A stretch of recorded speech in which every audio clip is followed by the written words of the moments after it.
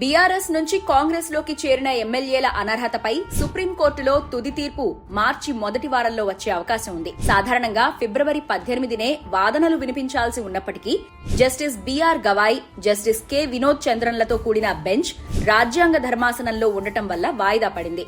ఇప్పటికే స్పీకర్ కు అనర్హత అంశంపై స్పష్టమైన ఆదేశాలిచ్చిన అత్యున్నత న్యాయస్థానం ఇంకా కాలయాపన చేసే అవకాశాన్ని స్పీకర్ కు ఇచ్చే అవకాశం కనిపించట్లేదు. ఈ పరిస్థితుల మధ్యే బీఆర్ఎస్ అధినేత కేసీఆర్ సైతం 10 నియోజకవర్గాల్లో ఉప ఎన్నికలు రానున్నాయని వ్యాఖ్యానించారు.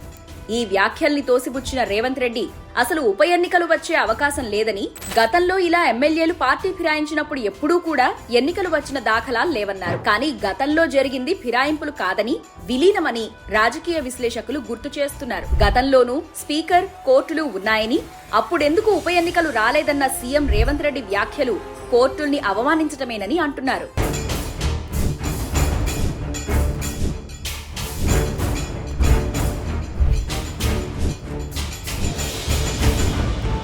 గతంలోనూ శివసేన చీలిపోయినప్పుడు కూడా సుప్రీంకోర్టు స్పీకర్కు స్పష్టమైన ఆదేశాలిచ్చింది. అనర్హత పిటిషన్లపై నిర్ణయం తీసుకోవాలని సూచించింది.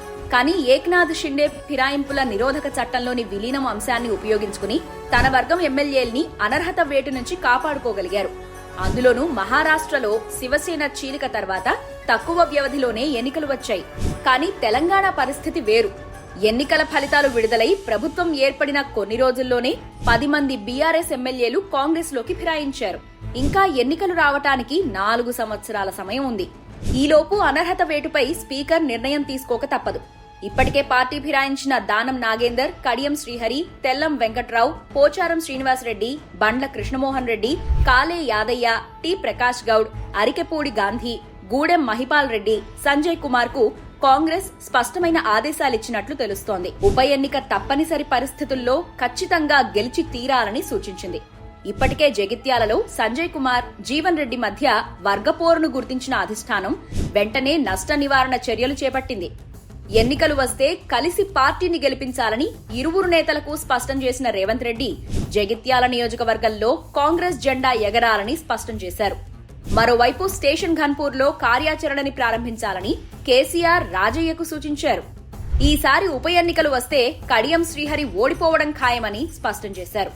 ఇక దానం నాగేందర్ది మరో పరిస్థితి. కాంగ్రెస్ టికెట్ పై పార్లమెంట్ ఎన్నికల్లో పోటీ చేసినా ఆయనకు విజయం వరించలేదు. హైదరాబాద్ నగరంలో బీఆర్ఎస్ కు ఉన్న ప్రజాదరణని చూస్తే ఆయన ఓడిపోయే అవకాశం ఉంది. అందుకే మాట మార్చి కేసీఆర్ ను పొగడటం మొదలుపెట్టారు. అరికెపూడి గాంధీ లాంటి వాళ్లు తామింకా బీఆర్ఎస్ లోనే ఉన్నామని చెబుతున్నారు. ఇలాంటి వ్యాఖ్యల వల్ల ఉప ఎన్నికలు ఆగుతాయని భావిస్తే వాళ్ల మూర్ఖత్వమే అవుతుంది.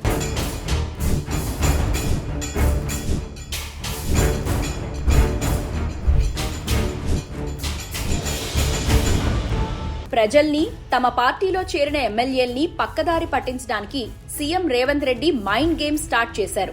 బీఆర్ఎస్ లోని 3వ వంతు ఎమ్మెల్యేల్ని చట్టబద్దంగా పార్టీలో చేర్చుకుని అనర్హత వేటు తప్పిస్తామని ఆయన హామీ ఇస్తున్నట్టు తెలుస్తోంది. కానీ అదంత సులభంగా జరిగే విషయం కాదని ఆయనకు అర్థం కావట్లేదు. ఆ 10 మంది ఎమ్మెల్యేలు తప్ప ప్రతిపక్షాల నుంచి ఎవరూ కాంగ్రెస్ లోకి వెళ్లే అవకాశం అస్సలే కనిపించట్లేదు. తమ పార్టీ ఇచ్చిన హామీల అమలులో వైఫల్యం, సీనియర్ల మధ్య ఈగోలు, అధిష్టానంతో ప్రతిష్టంభన మధ్య ఆపరేషన్ ఆకర్ష్ మూలకు పోయింది. ఉప ఎన్నికలు తప్పవని తేలే అవకాశం ఉండటంతో బీఆర్ఎస్ ఇప్పటి నుంచే ఎన్నికల కార్యాచరణ సిద్ధం చేసుకుంటోంది. ఇందులో భాగంగానే ఆ 10 నియోజకవర్గాల్లో ఎమ్మెల్యే అభ్యర్థుల్ని వెతికే పనిలో పడింది. మార్చి మొదటి వారంలో అనర్హత వేటుపై తీర్పు వస్తే ఒక్కసారిగా రాష్ట్రంలో రాజకీయ సమీకరణలు మారిపోనున్నాయి.